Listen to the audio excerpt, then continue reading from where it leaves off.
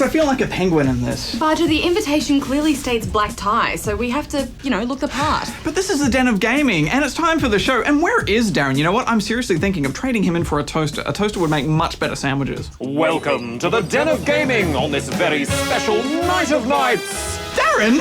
Why have you got us here and dressed like this? It's the grand gala opening of my Den of Gaming upgrade. Behold, the Darren Cave. Wow, Darren, it's interesting. Where does it go? What does it do exactly? Can I have a look? Negative. Have a crudité. Oh, yes, please. Warning, may contain traces of nuts. Actually, no thanks. I think it's time we took a tour.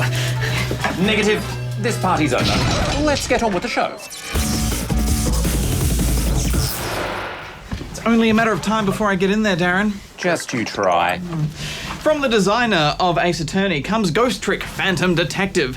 You play as Sissel, and you're dead. Murdered, in fact. And now you're a ghost and you don't know who you are or why you were killed. Ooh, there's a mystery afoot. But being dead does have its advantages, though. Sissel can talk to other dead people and also interact with various objects in the world and travel between locations through the phone line. He can also turn back 4 minutes of time and try to change events so that he can save others. Not all ghosts have this special ability, and Sissel only has until morning to figure out who he is, or then it will be too late. It's a game of mystery, this one. Pure, delicious mystery, and it's good mystery, and that's what will pull you through to the end. Each wacky character has their own story to tell, and quite often they'll be introduced early on and then they'll play a much bigger role later in the game. You're a kind of blob thing and you move about in the ghost world. When you return to the real world, you can manipulate objects around you to solve the puzzle. Often they require a bit of thought and timing, and it can be kind of tough to get it right. If you don't perform the necessary steps in the right order, you'll have to reverse time and try again. You never run out of tries though, and Sissel will do his best to help you out, but this might be one of those games that sends you to the internet a few times, just to help out with some of those tricky bits. You will want to save often though. I found sometimes when I closed my DS and opened it back up again, the game had frozen, and that's frustrating.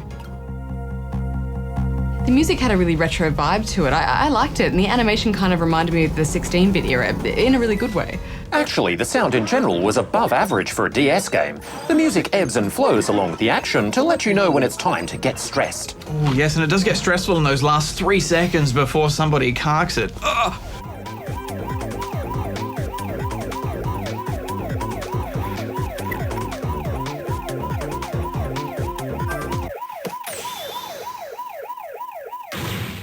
I think the best part about this game is how it catches you up on the story. It's always reminding you of where you're at and what you're meant to be doing. I got a bit tired of the whole mechanic though, moving around in the ghost world and trying to solve the puzzles. I just wanted to get to the end and find out the whole mystery and solve it. So, did you get to the end? No, I'm stuck on a really tough bit. I had a good time though. I'm giving it 7.5 out of 10 rubber chickens. Yeah, it was the story that made it for me as well. I just loved all those twists and intertwining storylines, so I'm giving it 8.5 out of 10 rubber chickens. You'll never get to the end, Barjo. In fact, you don't have a ghost of a chance. That was pretty funny. That was pretty good actually, yeah. Still mean. Okay, Barjo, shut your mouth because we've got a mountain of questions to get through today. Hadn't even said anything. First up, we have this one from Baron in either ACT or Queensland. We're not quite sure. Oh my god, I can't believe my question is getting answered. I'm Darren's 51st second cousin from Queensland. Oh yeah, my question is, how do you unlock the last gig in Guitar Hero 5 on Wii? You guys are awesome, but Hex and Darren are better than Barjo at everything. Well, Baron, we've actually only got the Xbox 360 version of the game here, but we're guessing it's gonna be the same deal for both versions. Yeah, it's pretty basic though. All you have to do to unlock the last gig is earn enough stars. If you're struggling to get enough, then you might want to try turning the difficulty down, or maybe even try playing one of the other instruments in the song. Bass parts are usually easier than guitar. Fancy Darren having a second cousin from Queensland. Maybe he's coming to the party. All right, next up, let's go with this one from Delta 40 from the planet Kashyyyk, Victoria. Hi, good game. I heard a rumor that there's going to be a sequel to Star Wars Republic Commando called Star Wars Republic Commando 2 Order 66. Can you tell me if that is true, and if so, when it might come out? Please, please, please answer. P.S. Darren is a total noob. Well, Delta, I'm with you on that one. I've got good and bad news for you, though. The good news is that there is indeed a game called Star Wars Republic Commando Order 66, and even better, it's already out. The bad news is it's an old and lame mobile phone game and nothing like the first one. All right, well, next up we've got this one from the Doctor from Planet Gallifrey. Hi guys, I love your show so much, but I didn't like the review on Doctor Who Evacuation Earth so much that I didn't watch your show for 2 months. But I have forgiven you. Can you help me with a level in part 3 where you need the power orbs to power the Silurian 3D printer? Thanks. P.S. I'm sorry I didn't watch your show for 2 months. Well, Doc, it's not really much of a puzzle. You just click around on the screen a lot and you'll get the power orbs eventually. And aren't you a Time Lord? Can't you just, go back 2 months and watch the shows you missed? Or he could just watch them on our website. Oh, that's true. What kind of internet do you think he gets in the TARDIS? And what happens when he travels to a time without the internet? It scares me just thinking about it. And does the internet travel through time with him? Where does it go? What does it mean, Hex? I think we should just move on to this one from Kira in Stanwell Park. What the best Sonic game for the Wii? Please tell me because I'm a big Sonic fan. P.S. I like your show. I turn the TV on every time it's on. P.S.S. Your show rocks. Well, Kira, glad to hear you're such a fan, but I'd have to say Sonic Colors is the best Sonic game we've played on the Wii. It's got some great traditional 2D Sonic bits and some cool 3D bits too. Yeah, and it's a good looking game and does a nice job of capturing the speed of Sonic, which is what really matters. Alright, how's about we go on to this from a mystery viewer in Hobart, Tasmania. Do you know any games that's like Lego Star Wars? Well, viewer, that's an easy one. There are heaps of Lego games. There's Lego Batman, Lego Harry Potter, Lego Indiana Jones, Lego Universe, Lego Rock Band, just to name a few. And other than Lego Rock Band, they're all quite similar games. Also coming up very soon is a new Lego Star Wars, Lego Star Wars 3 The Clone Wars, and yes, we will definitely review it when it arrives. Okay, well next we've got this from Dylan in Perth. Hey guys, me and my friend love playing online on the Xbox 360, and I just got a PS3. We've been playing it online. My question is there a way of connecting Xbox 360 and PS3 online so we can play between each other and others around the world? Oh, Dylan, that would be a wonderful world, wouldn't it? Where all the consoles and PC gamers could play together in wonderful harmony. But no, all the consoles are at war with each other. They call it the console wars. They actually hate each other, especially the 360 and the PS3. They're like arch nemesis and will do anything they can to destroy each other. So, basically, no, they can never play online together. What was that? Okay, we've got this. It's a chicken. We've got this from Sean, somewhere in South Australia, we just don't know. Hi guys, are any mermaids? P.S. Thanks, you guys rock. P.S. Hex, you rock. Oh, well thanks Sean, that's very sweet of you to say, but I'm gonna refer this question on to you, Barjo. Well, thanks very much, Hex. The question is, are any mermaids, you ask? I've often wondered it myself, and I'm gonna go with yes, no, wait, I think maybe yes. Okay, next we have one from Hex is awesome, not Barjo or Darren in Victoria. Does that mean that you're awesome in Victoria? I was wondering, do you know if there is any Crash Bandicoot games on the PlayStation 2? I would really like to know, so it could be a birthday present for my little brother that will turn 8 in July. By the way, Hex is the best at any game, but Barjo and Darren are noobs. Hex, have you been telling people I'm a noob or something? Because all these emails are saying that, and I'm not a noob, obviously. I guess the spawnlings are just perceptive, Barjo. Yeah, well, maybe they need to be... But anyway, some respect about my noob skills, because not my noob skills. That's not what I meant to say. Yes, there are heaps of Crash Bandicoot games on the PS2. There's Crash Bandicoot, The Wrath of Cortex, Crash Twinsanity, Crash of the Titans, and Crash Mind Over Mutant, just to name the main games. There's also racing games like Crash Tag Team Racing and Crash Nitro Kart, so you've got heaps to choose from. Hex, you and I need to set this Barjo's a noob thing straight. I challenge you to a duel. Okay, later though, because we've got one more question for today, and it's from Mini Robot in Sydney, New South Wales. What was that? Do you guys know why Darren likes firing his laser at noobs? Because he usually does. Well, Mini Robot, Darren's name actually stands for the data analyzing robot for the ruthless extermination of noobs. So he was basically created to fire his laser at noobs. It's just in his nature. I mean, it's like asking, why does a fish swim? Also, I think he kind of likes to shoot at noobs because, and don't tell him I said this, Hex, but he's a bit jealous of us humans and our thumbs. I mean, he's actually pretty bad at most games since not many controllers are designed for pasta scoop, so he tends to take out his frustration on defensive noobs. Darren, Barjo said you're bad at games. No! But Spawnlings, we're out of time now, but we will be back to answer more of your questions next week, so send your quizzical questions Here. Protect me from his lasers, Hex. Never. Protect me from his lasers.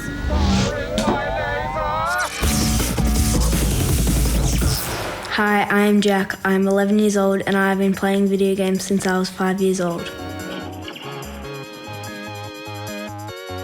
I first got into gaming when my mother and dad got me a PlayStation 2 in 2004 or 2005. I told my mum it wanted to be a jockey game, so they got me G1 Jockey.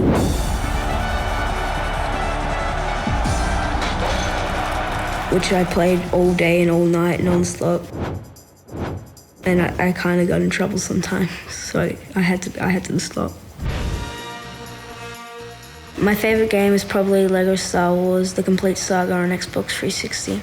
I like how all the characters are like in the real movies and how the setting is really good. Like if you're on a level and you look down, you can see all these wavy oceans that look so real, and the graphs are really good. Probably my best gaming moment would have to be when I finished all the episodes in LEGO Star Wars: The Complete Saga. I think it took me about 2 years to finish Star Wars. Oh, jeez. Sometimes my friend Kayla comes over and we play video games together, and we normally just play until one of us dies or we do a new level and we just switch over from there. I love playing video games because in real life they show you things that you could never experience. I think something that's going to excite me in the future will probably have to be that you can put yourself in the screen, like Xbox 360 is doing with Kinect and PlayStation 3 is doing with Move. You can put yourself in the thing and just move around and the character will do the same. I'm definitely going to be playing computer games when I'm older. Come on, Darren, we've got another sports compilation game to review. Let's get cracking. The average quality percentage of sports compilation games is not high enough for me to wish to join you, Barjo. Darren, well, this one's got Mario in it. The average quality percentage of sports compilation games containing Mario is not high All enough. right, Darren. Well, you just sit there and have no fun while I sit over here and have all the fun. We shall see. Yes, we will.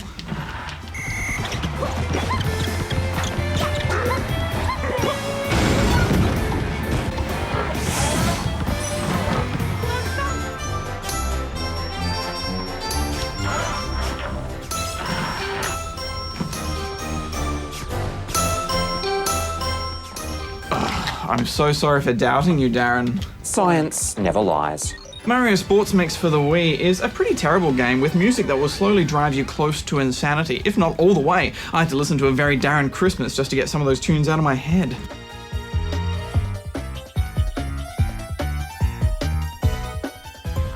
There are 4 major sports to compete in: volleyball, basketball, a weird dodgeball thing, and hockey. There's the usual roster of characters, each with their own strengths and weaknesses, and if you're willing to sink tons of hours into this game and play it over and over again, which we're not really, you can unlock some Dragon Quest and Final Fantasy characters as well. It was good to see such a large roster, Barjo, but when you start playing the game, there is a noticeable drop in the usual standard animation quality we see in Mario games. Jaggy. Yeah, it's Jaggy Central, Darren, but more importantly, it plays ugly. Hockey will see you battling for the puck and smashing through traffic cones to score a goal. I have a feeling that those cones are there only because it's so easy to score and they needed a way to make it more than just a shooting match. And the volleyball is so easy, it's near impossible to fail.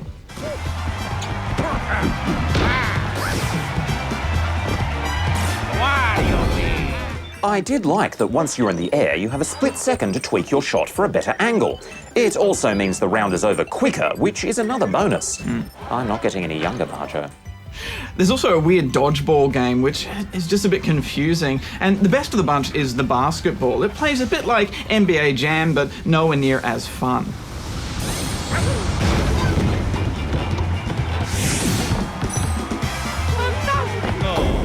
As you scoot about the court, you can also pick up abilities, and these will help you knock out the other opponents, but they're a little bit impractical, I found, Darren, because the amount of time it takes you to line them up and set them off, it's just easier to go up and hit the other player and get the ball that way. I also noticed, Barjo, that the artificial intelligence of the other players seemed to make mistakes even if you weren't harassing them. Quite often they run down to the other end of the court for no reason at all, and sometimes the shot clock runs out before they've even tried to take the shot. There are harder difficulties, but yeah, the whole AI felt a bit random to me, Darren.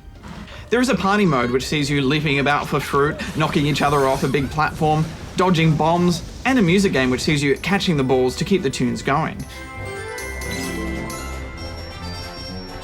I think the music party game is the only one where you turn the sound back on because it has classic Mario themes, and that's kind of cool. But even so, you'd only play these modes maybe once, and that would be it. Maybe I'm being a little harsh, this is a step up from a Waggle Fest, and that's where you just shake the Wiimote and the nunchuck around to see what happens, because there is some strategy here in each of the game modes, and that's a bonus. But at the end of the day, Darren, I just didn't have any fun here, and because of that I can only give it a 4 out of 10 rubber chickens.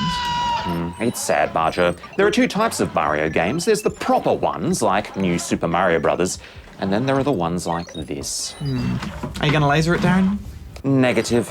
It's not worth even a slight depletion of my gamma radiation banks, Barger. Gamma radiation? Isn't that dangerous? Negative. At least, not to me.